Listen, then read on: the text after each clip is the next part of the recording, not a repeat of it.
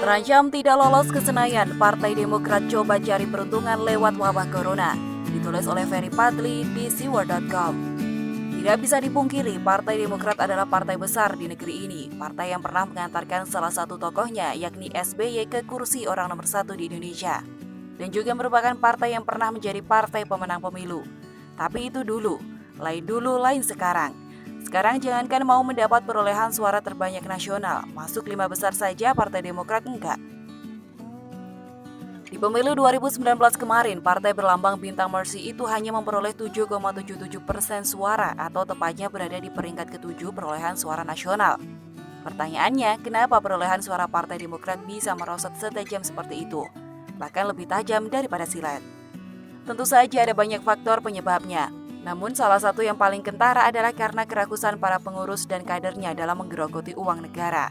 Mulai dari elitnya sampai anggotanya ada yang tersandung korupsi, seperti Anas Urbaningrum, ex-ketua umum Partai Demokrat, M. Nazarudin, ex-bendahara umum Partai Demokrat, Sutan Batugana, ex-ketua DPP Partai Demokrat, Angelina Sondak, ex-wasekjen Partai Demokrat, Jero Wacik, ex-wasekjen DPP Partai Demokrat, dan masih banyak yang lainnya. Maka tidak heran kalau partai yang berdiri pada tahun 2001 itu disebut sebagai sarangnya koruptor, karena memang banyak banget koruptor yang bercokol di sana. Itulah yang menjadi penyebab kenapa perolehan suara Partai Demokrat turun drastis. Nah, sekarang Partai Demokrat memulai hidup baru. Ketua umumnya tidak lagi dijabat oleh SBY, tapi yang naik takhta adalah putra sulungnya AHY. Sudah kayak kerajaan saja dari bapak ke anak. Begitupun dengan pengurusnya, banyak banget yang diganti. Beberapa pengurus lama yang tercampakkan diantaranya Hinca Panjaitan, Syarifuddin Hasan, dan Rahlan Nasidik. Termasuk juga si Ferdinand Hutahian yang sekarang sibuk jadi buzzer Luhut, tidak lagi menjabat sebagai Kadif Advokasi dan Hukum Partai Demokrat. Tentu meskipun tidak lagi begitu dilirik oleh masyarakat seperti dahulu kala, Partai Demokrat punya ambisi yang besar, yakni mencalonkan AHY sebagai presiden di Pilpres 2024 mendatang, menggantikan Presiden Jokowi. Selain itu, AHY juga berkepentingan menjaga perolehan suara partai yang dipimpinnya itu agar tidak bernasib sama seperti PBB, Partai Berkarya, dan lain-lain yang tidak lolos ke Senayan. Nah, ada hal unik yang dilakukan oleh Partai Demokrat saat ini dalam rangka bertahan di tengah derasnya arus persaingan politik, yakni coba mencari peruntungan lewat wabah corona yang tengah melanda Indonesia saat ini. Ada banyak hal yang dilakukan oleh kader Partai Demokrat untuk menarik simpati masyarakat dengan memanfaatkan isu corona ini. Seperti SBY menciptakan lagu bertemakan corona yang berjudul Cahaya Dalam Kegelapan. Lagu itu dinyanyikan oleh beberapa penyanyi kawakan tanah air seperti Joy Tobing dan Sandi Sandoro dan diunggah di akun Instagram milik almarhumah Ibu @Ani Yudhoyono.